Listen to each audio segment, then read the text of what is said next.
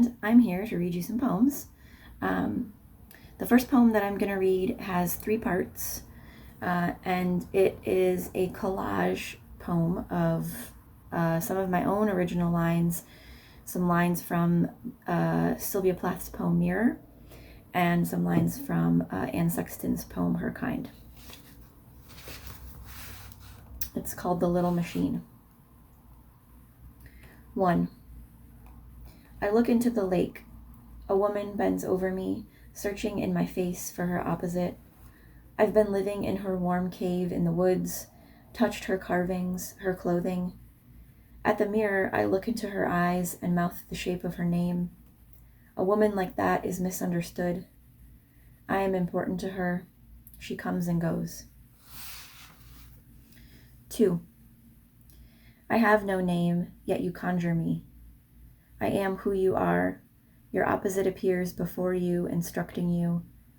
Use what she has given you, the white lily, seeds of immortal amaranth, a crown of asphodels. I will write my name for you, and she will speak to you.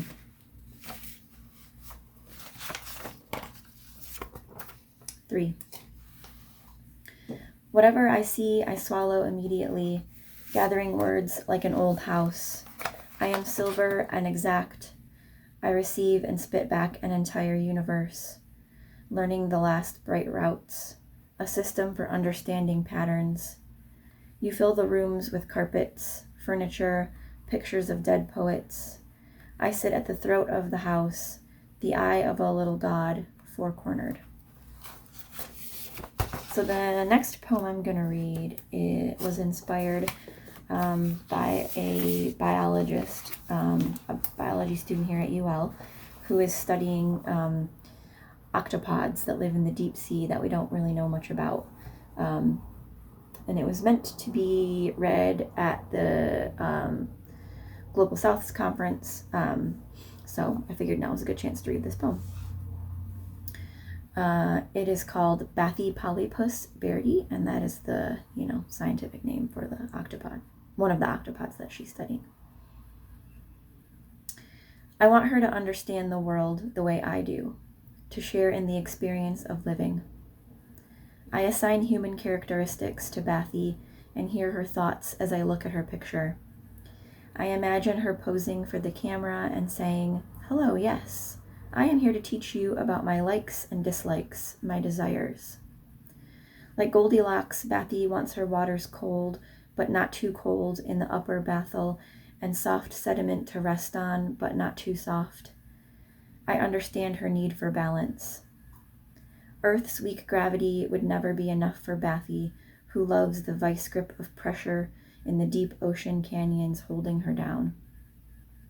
If she came to the surface, her body could not stay grounded, and she would leave the atmosphere, become an octopod astronaut.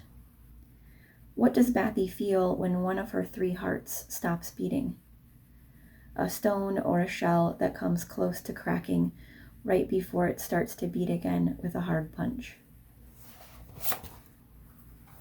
And the last poem I'm going to read for you was just published in the latest issue of Pulp Literature, so that was pretty cool.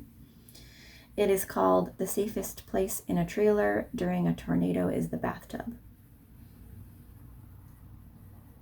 The landscape of home has lost its gravity. Stones float up from the driveway. The pine and birch branches bend and stretch their snapping echoes. The windows, blown out glass, suspended curtains, reaching after the shards. The German plates and doilies, my school pictures in their frames, cracked and smiling.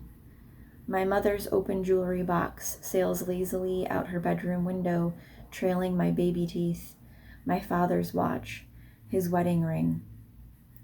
The metal roof begins to give, opening on one side like a hinge, and I see birds' nests made of my rust-stained hair glide by.